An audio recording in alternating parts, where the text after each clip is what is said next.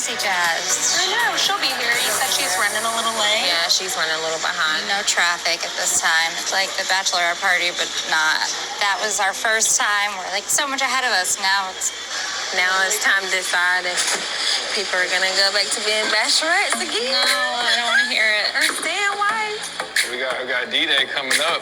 Oh yeah, where's everybody's heads at? I feel like we don't even got to talk to you about it, but yeah, we shouldn't even talk. But if you want to Chris, start off, sit over there. So we did the expert visit a couple days ago with Pastor Cal and Dr. Pepper. Yeah. So it was interesting, some things that came out. You know, Gina was talking like, oh, there's definitely personality differences. And she's just like, and you just didn't feel like a husband. And like you didn't take like this dominant role. And when I reflect, I'm like, yep, absolutely. Like I'll fall on that sword. I didn't. I mean, we had our last expert visit. It was tough. It was probably like one of the hardest visits because, there's so much you have to dive into. And so I even had said something about like his bizarre personality. And then like the next day on our date, he's like, so like, what did you mean by that? And so I was like, this is exactly why I hate this game, because like, I don't want it to become where I'm like giving you a complex. And it's not bad. It's just not. That's what I told him. I was like, it's not anything that like you're doing wrong. You're like charismatic and crazy, but to me, it's not something that's like a turn on, Right. all right, Chris, pick us up, bro. Pick us up. It's no surprise. I mean, we're doing good. The only thing that like really started to get heavy that bothered me is she kept questioning and she kept being like, oh, if decision day was today, like what would you say? And like it was a constant kind of thing. But it got to be so heavy at a point where it's like, all right, everything's great. Like, what am I doing that's making you question it? I mean, this is going to sound bizarre, but I'm waiting for you guys to have your first argument. Yeah, it hasn't happened yet. I'm waiting for it because I want to see how you guys handle that. And I think if you handle it well and constructive, I think you guys are on the righteous path. I can see her going off on him, but I can't even see Chris like. No, you can't. He's a Labrador, man. He's a golden retriever. He just loves. Golden retrievers don't bite.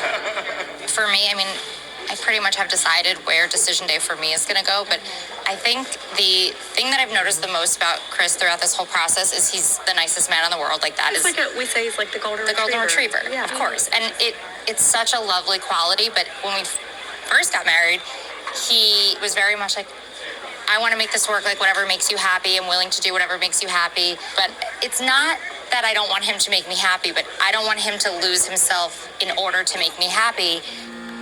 I don't want him to make a decision to say yes to me because he's afraid that saying no will hurt me, or because, we have such a great relationship. For me, he's a very live by the day kind of person. So I just hope he's thinking about the future when he makes this decision and not just how he feels today. United States of America, Miss is here. Hi. How are you, honey? I'm good. I love this dress. You look great. You always look the dress. You always look good. Hi, beautiful. Chit-chatting about our husbands. And, decision day. Oh, goodness. Yeah. Yeah, how you guys doing? We're still making it, putting in the work. It's been a roller coaster ride emotionally, but I would definitely say that I hope Shaquille is thinking about the future and taking everything that I've told him into consideration when he's making this decision, because I know it seems very intense and stressful right now, but it doesn't always have to be like this.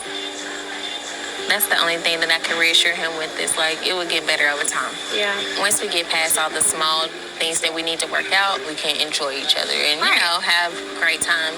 If we just kind of like relax and let it be, and not be so uptight and have all these expectations and overwhelming ourselves. Yeah. I hope that he sees the amazing woman you are and can get out of his head, because I know he is very emotional.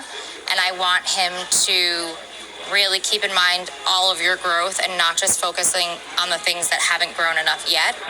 From the start, I've always seen something between you two, even before you guys saw it, and I hope that you can both recognize that. I really believe from the bottom of my heart that you two have something special. I think that it's just covered in layers of things you need to brush off. But I think y'all need the chaos to go. Yes. And I feel like y'all will excel. Just brush it off. So I hope